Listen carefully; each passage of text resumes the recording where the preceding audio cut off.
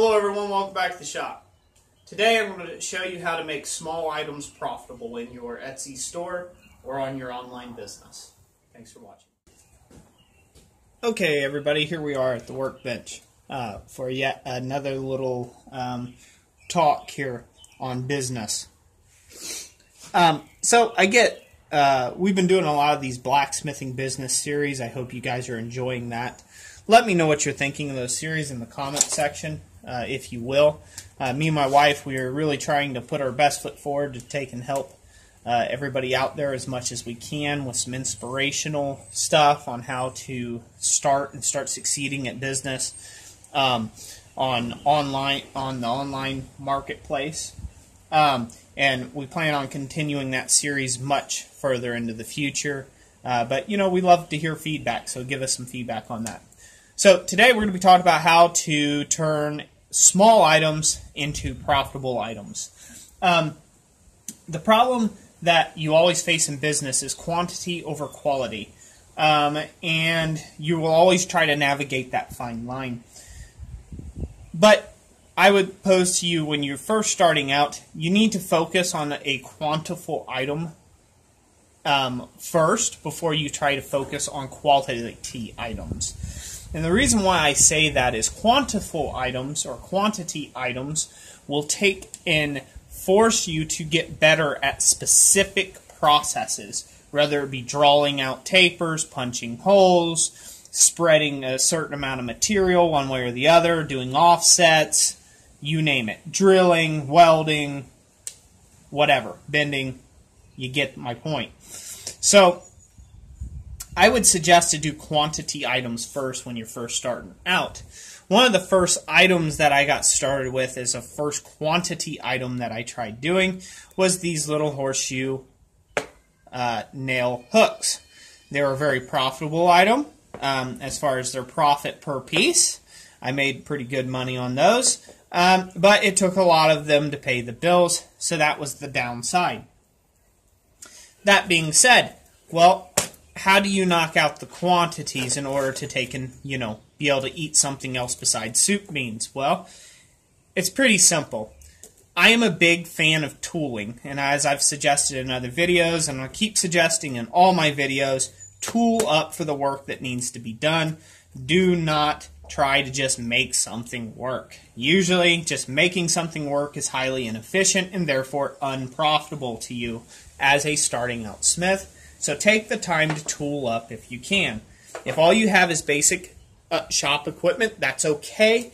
You don't have to have really technical stuff to be very productive. You're just going to invest a lot more sweat equity in doing fairly simple processes. So, enough of that. So, to give you guys an idea of pricing, okay, this box at my local Tractor Supply here in the United States of America costs about $7. It comes with 100 pieces, and they are the Diamond Brand 6 regular heads.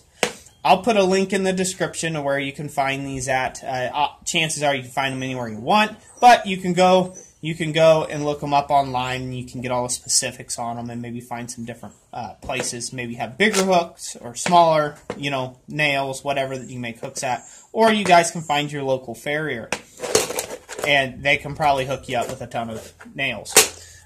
So I'll set this box aside.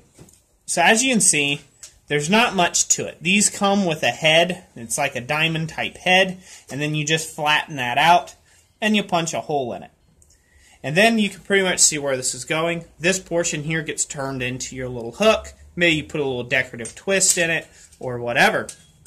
Okay, so the box of these 100 nails cost me $7. Okay, $7. So I think that's, if I'm correct, that's 7 cents each.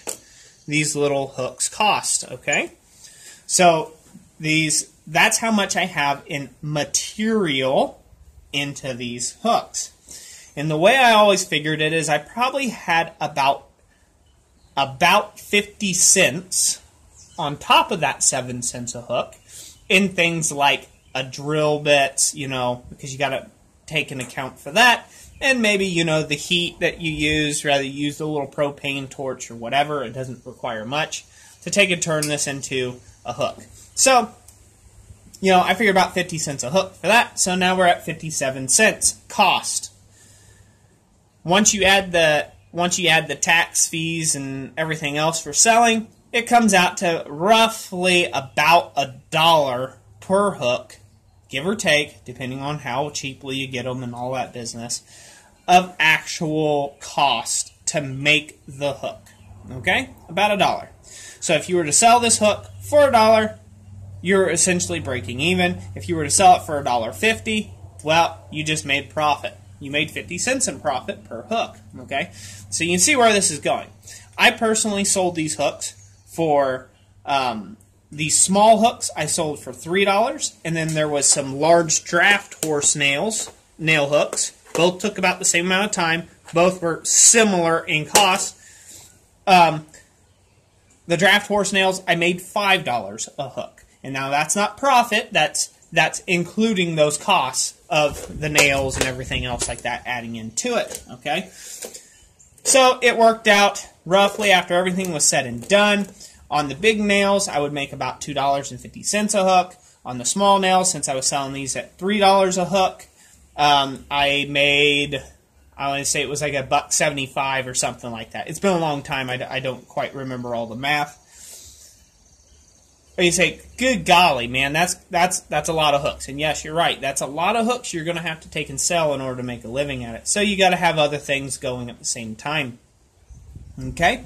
But if you're working a day job and you're trying to get started, something like this is really easy to rip out 100 pieces in an evening. And you say, well, I don't know about that. Well, let me show you, okay? So I needed to take and make a quantity of these in order for it to make sense. So what did I do? I made a jig. I made a jig so this way I could make the making of these hooks easier on myself. So the first step of my process is I would roll a little rat's tail. And by the way, I'll put a link in the description and at the end of this video to the horseshoe nail hooks video where I make these in detail. But I'd put a little rat's tail on here, slip it down in here, lock this thing in the vise, give this thing a bend. I can bend this right now, cold, by hand. I'd bend it right on around, just like that. And then I drop it down a little lower, and then I would give it a twist, okay, in the hook. Okay? So you can see right there I've already made a hook. It was cold. I didn't use any gas or materials on it. I already made that hook part. And that's how much quicker and easy it is to take and make that little bend. You're not fidgeting with a bunch of handwork. Hopefully you guys can see this well. Let me look over here at the camera.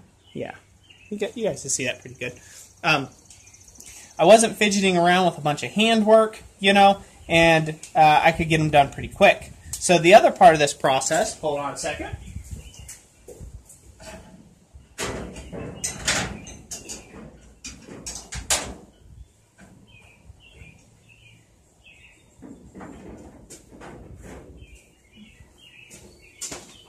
Okay, here we are. The other part of this process, I used a tiny little pair of scrolling tongs. I'll put the link to these in the description as well. So this way you can find out which sides, what these were and where I got them from. But you do this to roll the little rat's tail. Just by giving it a little twist. The little rat's tail's on there now. I don't know if you guys can see that. We'll bring it in a little closer. I know this video is getting a little longer there, guys, but you know what? I'm not the one for making short videos. You know that. And anybody who's just tuning in and learning on this series, you can expect long-winded videos from me because I believe in sewing. Whoa! Whoops! Sorry. Always happens on camera.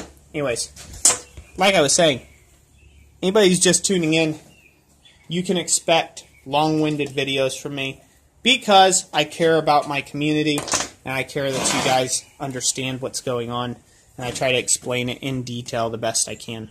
So, anyways, so that would go around. You'd give her a bend. You got a horseshoe nail hook made. You pull it out.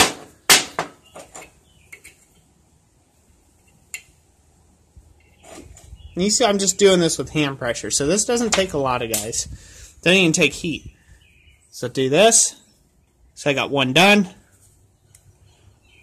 Show you how easy this is. And now mind you, every time you bend one of these guys,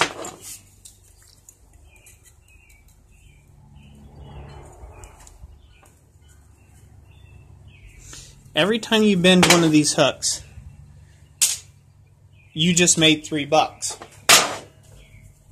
So this is how you take a very small investment in materials. I hear guys complain all the time, well, the materials cost this, and everything costs so much, and it's this and it's that, and I don't have enough tooling, and I have this, and I don't have that. Those are excuses, guys. Those are excuses.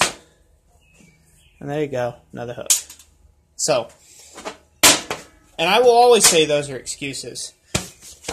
Just because you do have enough time, you do have enough resources, you just have to start thinking better about it.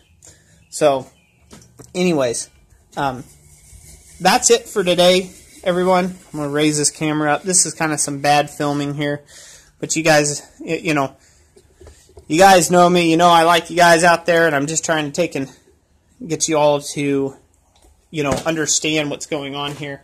But just in that moment in time, I made 3 hooks.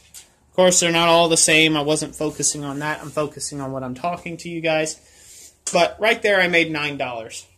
$9, guys. $9 that quick. I didn't spend an hour doing it. I spent maybe a few minutes. I doubt there's anybody who's making that much money at their day job. And so this can be a great income booster for you, even with you working a day job. Just come home every evening. You can do this indoors. As long as you got these heads pre-flattened and holes drilled through them, you can do this indoor, guys. And, you know, do it inside, sit in the living room, just bend up hooks while you watch your Oprah or whatever it is that you guys like, you know. And be making money while you're doing it. And then post these. Post these Etsy's. Fill your stores with it. Don't overcomplicate business. Always be looking for the I cans, not the I can'ts. If you focus on the I cans, you will be successful. That's it for today. Thank you all for watching. God bless you all. Have a great day.